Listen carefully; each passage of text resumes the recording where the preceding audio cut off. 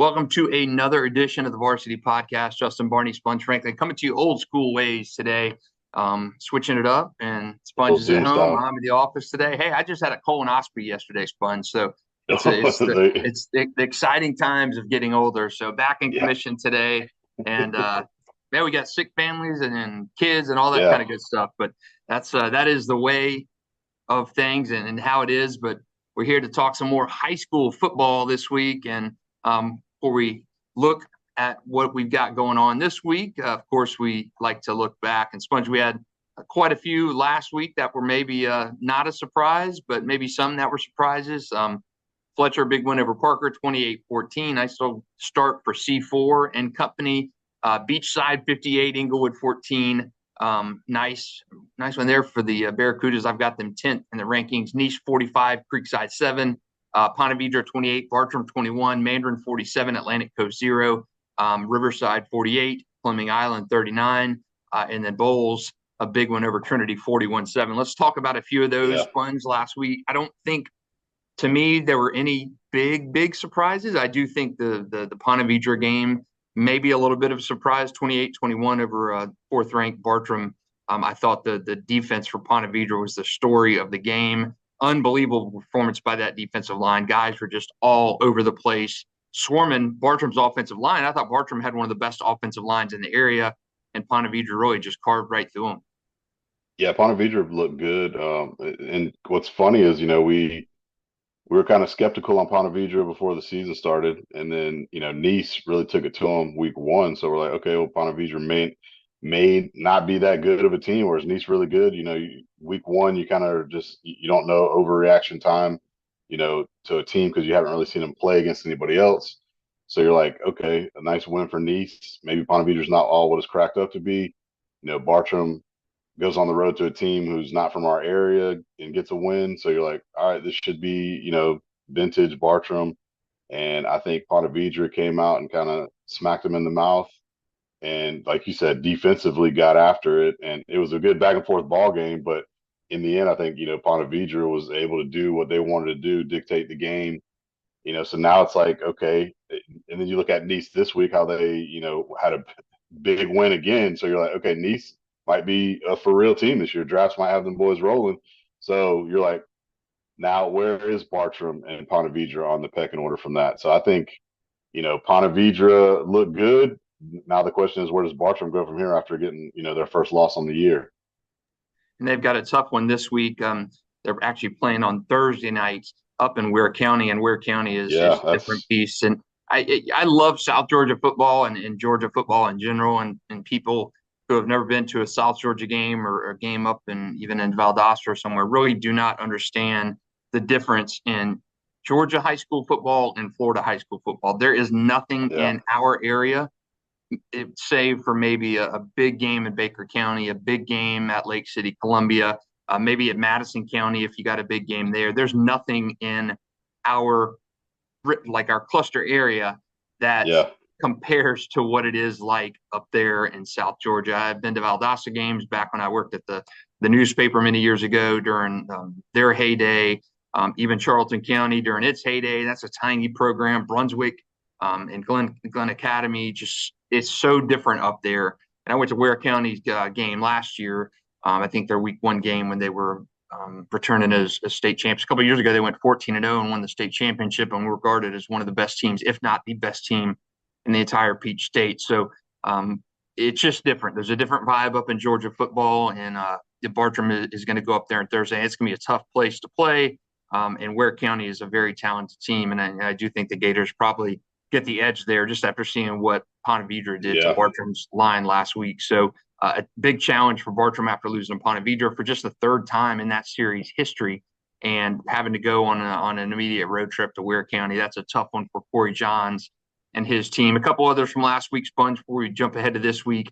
Riverside 48, Fleming Island 39, and big one for that reason, Tae'shaun Gelsey, big receiver of the Generals, 5 touchdowns. Hello. Get your playmakers the ball. 5 touchdowns. And that was something they did not do in week one. Tae'shaun Gelsey, nothing in week one, just not a big game for Riverside's offense. Find a way to get your best guys the ball, put the best That's it. You got guys, Miles Kendrick, you got dudes on that team.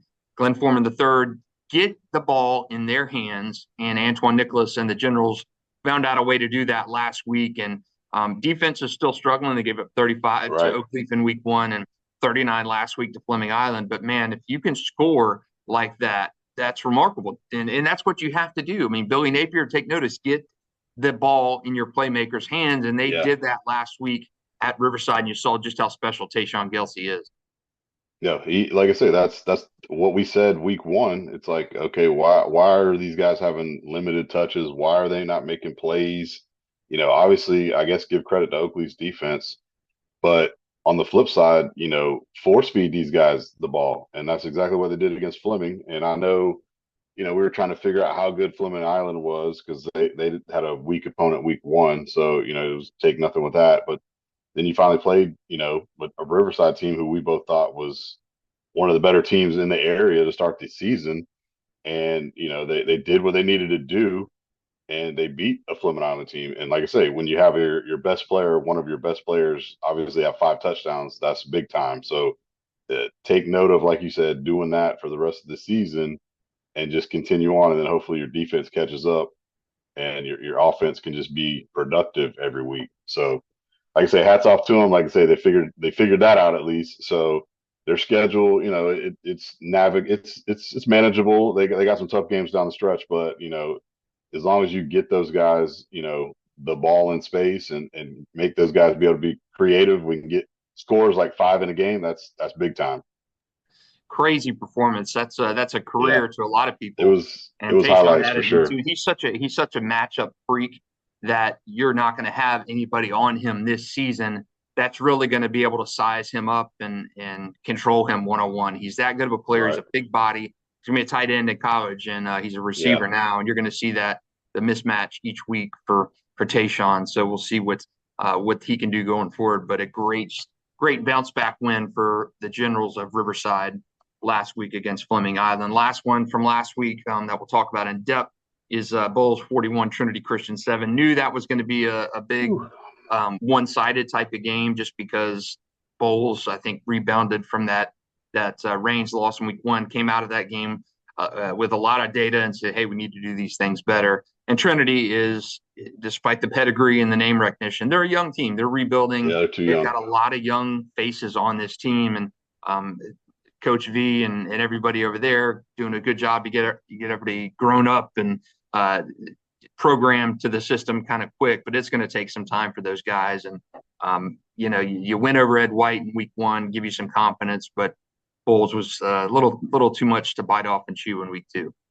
Yeah, Bowles, again, I think Bowles, what we thought, and they ran to the buzzsaw of Reigns week one.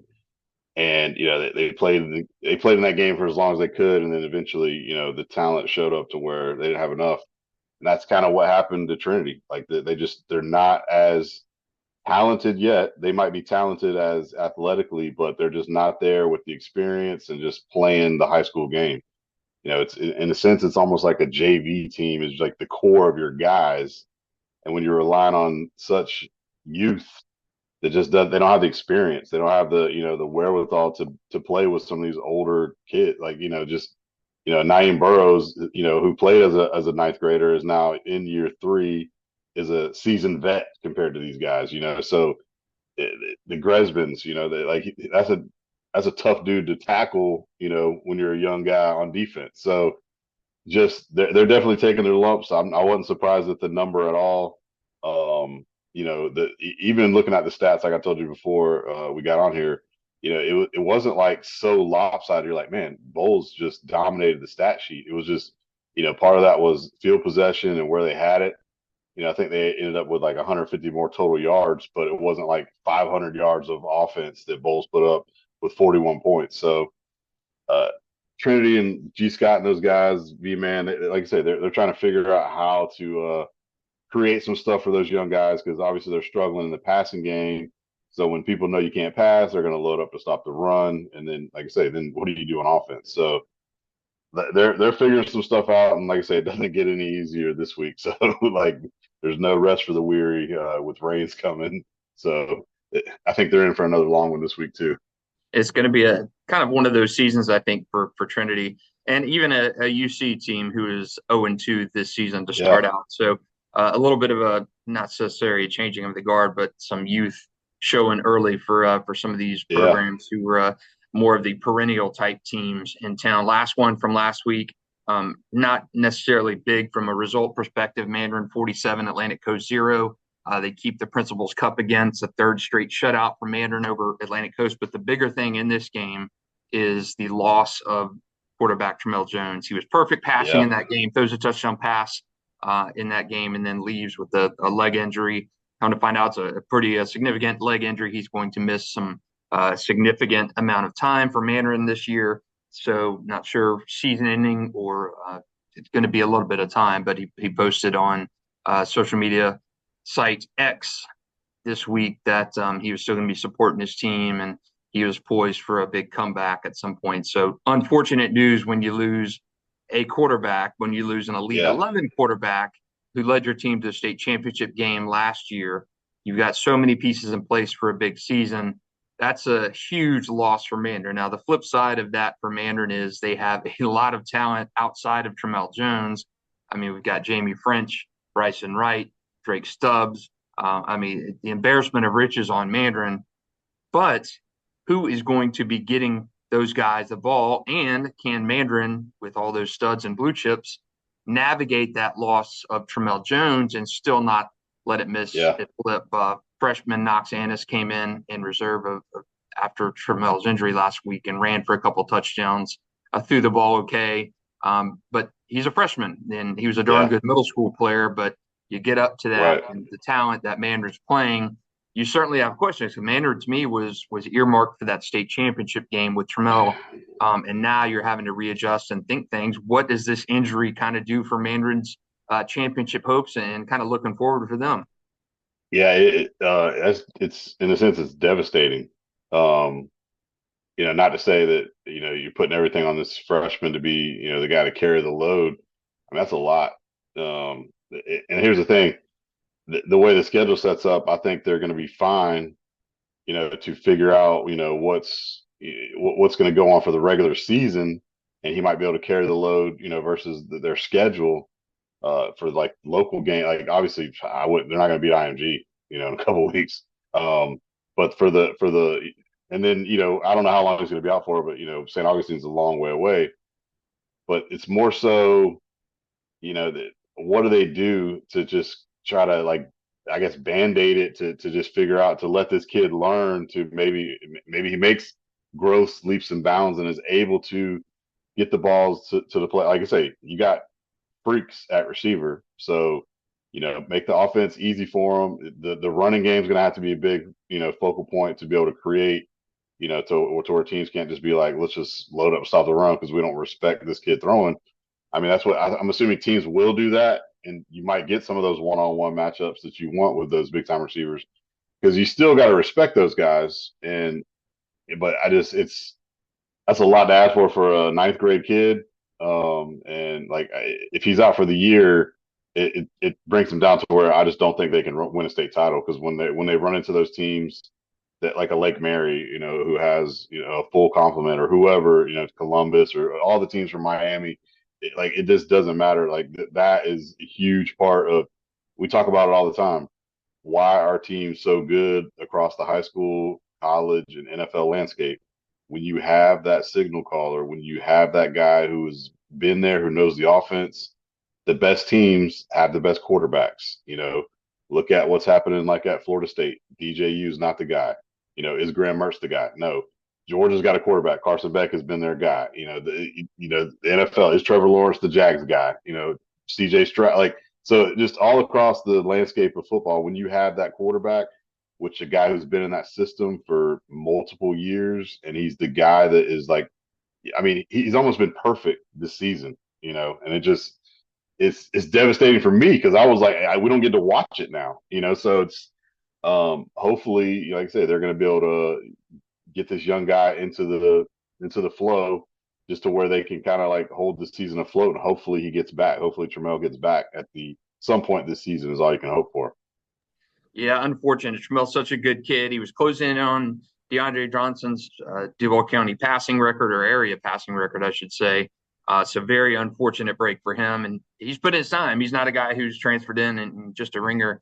I mean, Tramell has been in this Mandarin program Yeah, since day one, so very unfortunate break for him and the Mustangs. But as they say in all levels of sports, next man up. You got to do that. You yep. can't pout. You can't stay stationary. You've got to have that next man up Injuries, mentality. And injuries are part of the game for sure. yeah, part of the game, and you gotta adjust on the fly. So no doubt, Coach Toby Bullock and company will adjust, and they're so talented all across that team that I no doubt that they can weather the storm a little bit. But like you said, I think that the problem lies when you get into those second, third, fourth round playoff games when you've got those heavyweights who are um, savage on both sides of the ball and really can sniff Yeah, out a one-dimensional offensive attack. So unfortunate news for Tramell Jones and Mandarin, but I think the Mustangs are going to be okay. At least this week alone, they have yeah, Sandalwood on Friday night, so a little bit more of a chance to kind of see how that offense works before the meat of that schedule really starts. But before we get into our week 3 talk, we'll talk about our Super 10 sponging, and I don't have a ton of changes. I do have one team jumping up significantly at number 10 for me.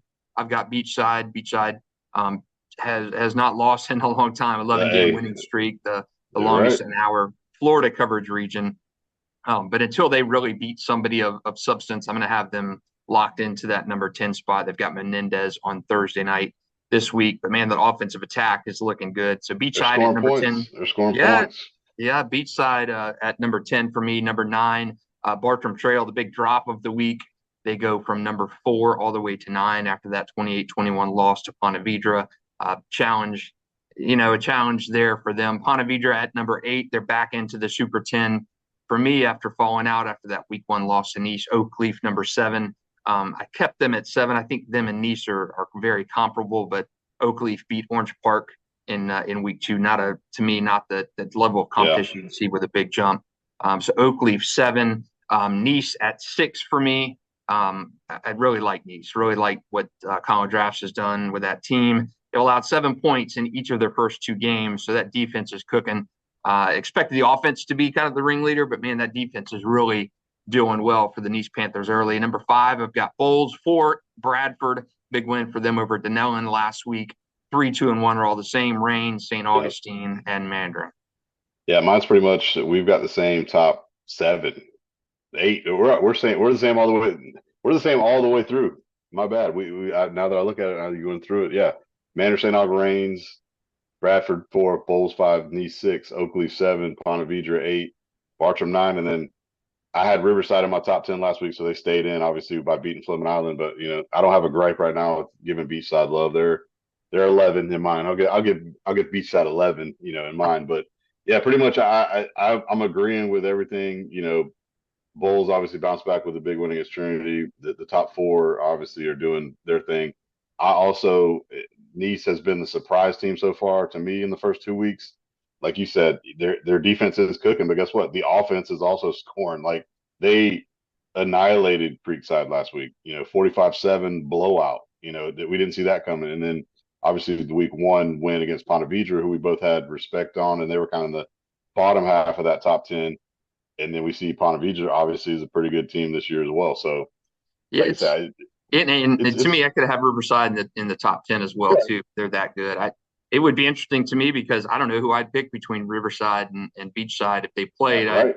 I mean, just simply because Riverside's defense has been a little bit shaky to start, so that could be a shootout type of Yeah, game. But yeah, shootout, I would shootout. have Riverside probably a 10B for me, or Baker County a 10B for me. Right. So I think a lot of good one-loss teams out there. That brings us to week 3, and we've got some really good games. Fly through these pretty quickly. Baker County at Ponte Vedra, I think that's an excellent game. Baker County's only loss was 13-7 to Bradford in week 1. Of course, Ponte Vedra lost to Nice 24-7 in week 1. So those 2 good teams bouncing back.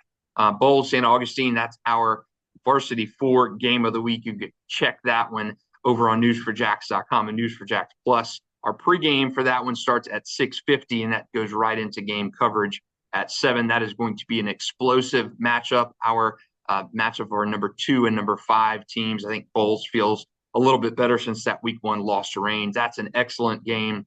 Oakleaf at Fleming Island, Clay County clash there. I think that will be a very good one. And then Trinity Christian and Rains. Again, a tough situation with Trinity being so young, but I still think Trinity, being Trinity, has a chance. And Rains has just been one of the best stories in the season this year. Yeah, like I say, Reigns, obviously, we saw week 1. That was the game of the week. And then they played Sandalwood, and that's just Sandalwood is everybody's get right game. But I feel like Reigns, offensively, the weapons they have, the defense looks great with that defensive front. I mean, they look good. So I would expect Trinity to have major problems because obviously they can't throw the ball, and they're not going to be able to block that front, and that front should be able to shut the run down. So I just don't know where your offense is coming from if you're Trinity in this game Friday.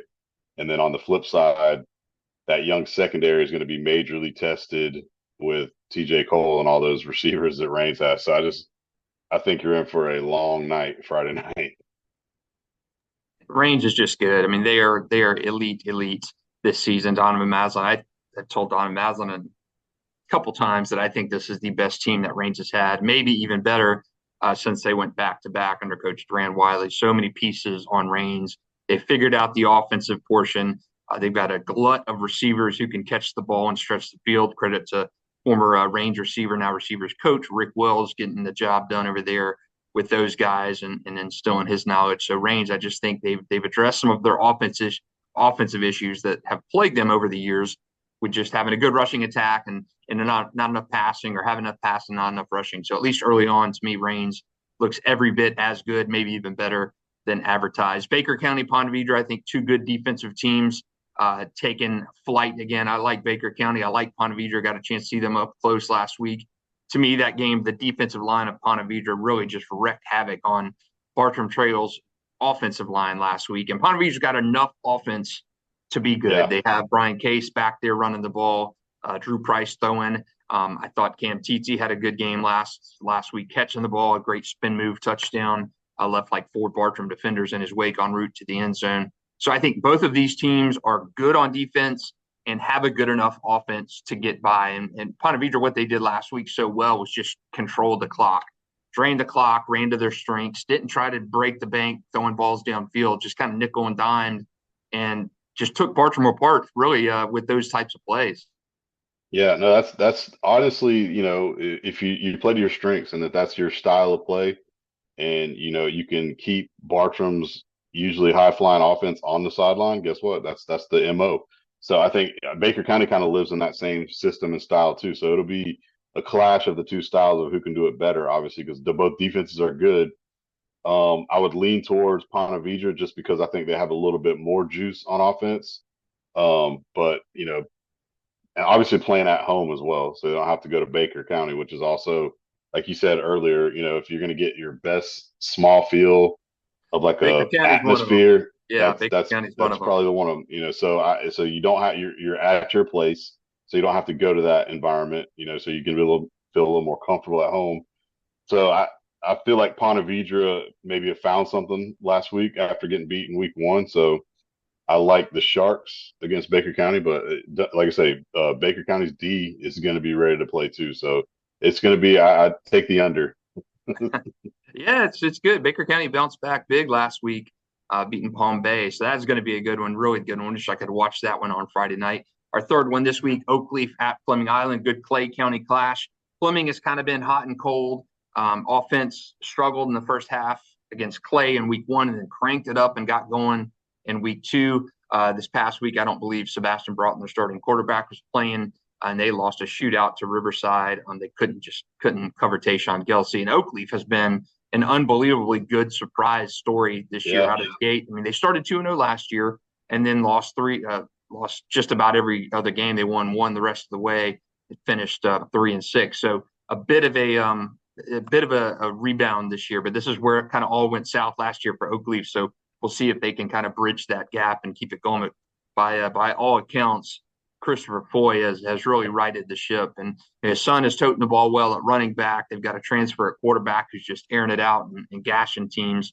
So they have done extremely well offensively through 2 weeks of the season.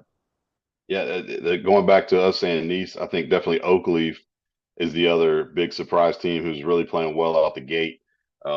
I like what they're doing. Obviously, last week, Orange Park's not very good, and they basically, made them look not good. That's what you do to teams who aren't good. You beat the brakes off of them. And obviously, they had the big win, week one. Fleming's one of those teams that we said, we're still kind of a wait and see approach. They obviously had the coaching change like quickly before the season started. I like their quarterback still, and I still like Bernie at receiver over there. But let's see, how good is this Fleming team? Because if Oakleaf is doing what they've done the first 2 weeks, you would expect Oakleaf to handle business and win this game. So this will be another one of those like check the box games to be like, okay, Oakleaf is for real, or and they're playing really good ball, and this is a team we need to watch for the rest of the season. Or does Fleming, come up and say, no, we still are a pretty good ball club, and we still can play out here in Clay County. So I like the matchup, but I honestly I love what Oakleaf's doing right now. Like you said, boys toting the rock. Jake is slinging that thing all over the place.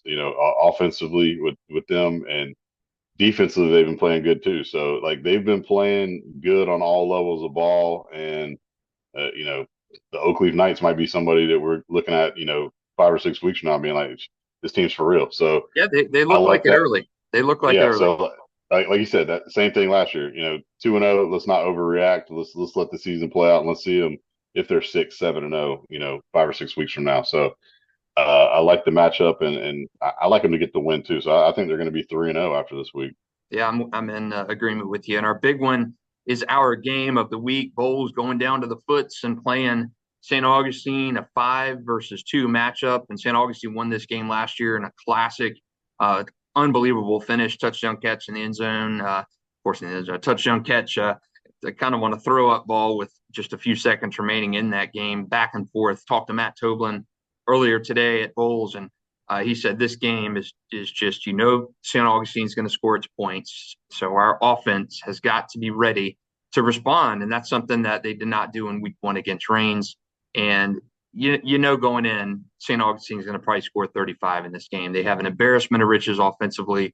You brought back just about everybody on offense with the exception of Bam Lyons in the backfield. When you got Lachlan Hewlett, a 3-year starter, you've got his favorite target, Carl Jenkins Jr. back. These are major college guys, by the way, too. So Morian Wingo, you've got guys all over the field. Trenton Jones, who are catching the ball and can turn just a simple routine catch into 6. Those guys are going to score. You're playing at St. Augustine. You played there 2 years ago and won handily, but it's a different team now. These St. Augustine guys that you pounded in week one a few years ago are grown up. They're seniors now, and they're good. These St. Augustine guys are Yeah. good. If your Bolles going into that game, you feel like you're prepared for kind of a shootout. You have the offense to compete in that game. Yeah, it's more so, looking at Bowles from week one, the Reigns game. Reigns was able to.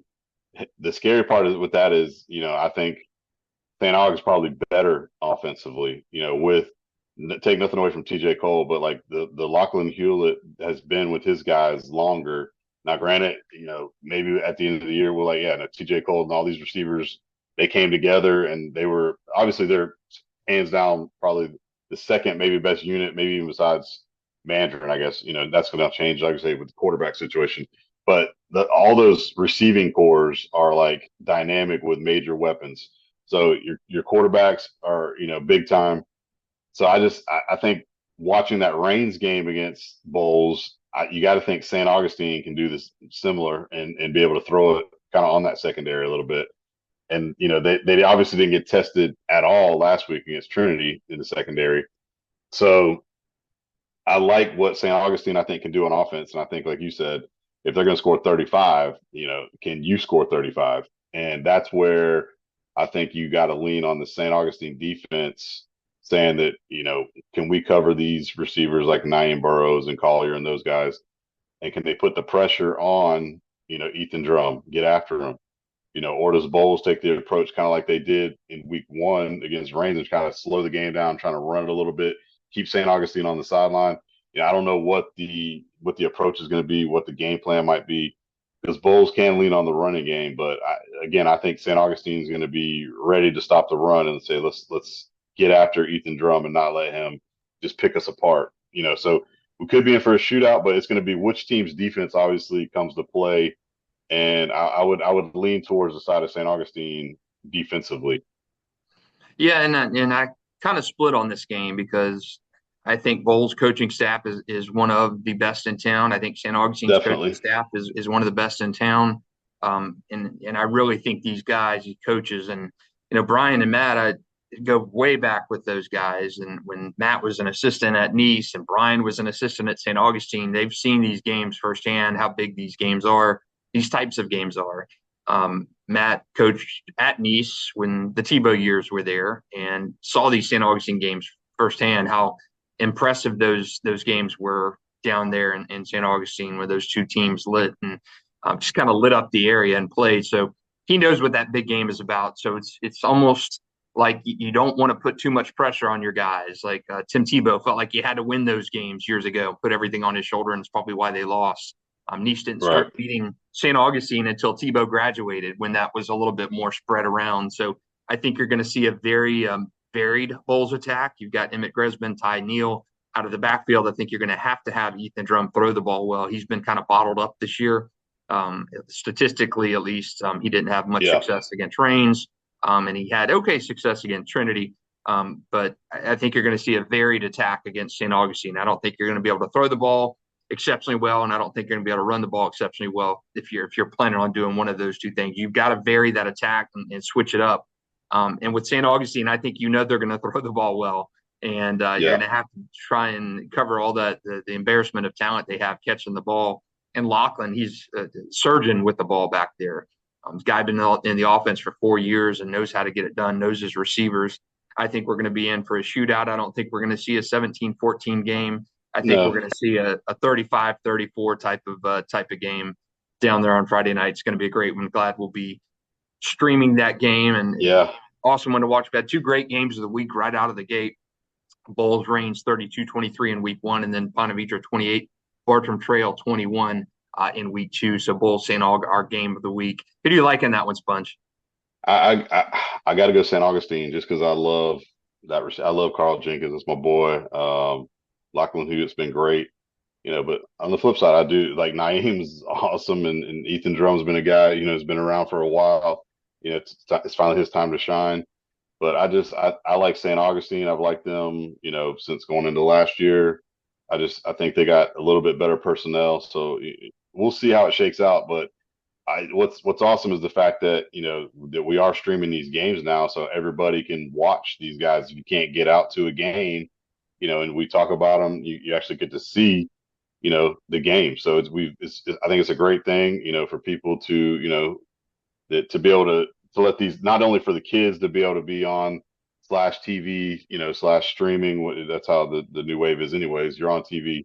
That for the kids, but also for fans of other teams. They'd be like, you know what? They can stream the game at a game. They can pull it up on their phone and watch their son play at Reigns or Trinity or wherever, and they can watch. Let's see what's going on with this St. Augustine Bulls game, because it's an option for you to do. So I think it's a great thing. I think it's awesome. Like I'm looking forward to seeing it.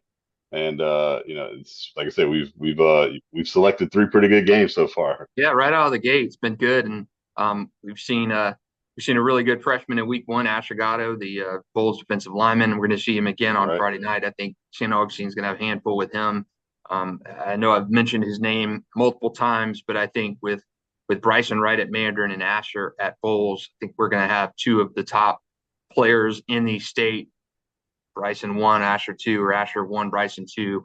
When it comes to 2028, I think we've got two exceptional blue chip freshmen in this class of 2028, and we've got a chance to see Asher in week one, and also on Friday night we get a chance to see Bryson next week when Mandarin heads down to Bradford in our week 4 game of the week. So we got some good ones coming to you. Sponge, hopefully we'll be back together next week in studio Yeah. for week 4, talking about some great week 3 games. But that'll do it for a week 3 edition of a Zoom Varsity edition. For Sponge Franklin, Justin Barney, we'll chat with you next week.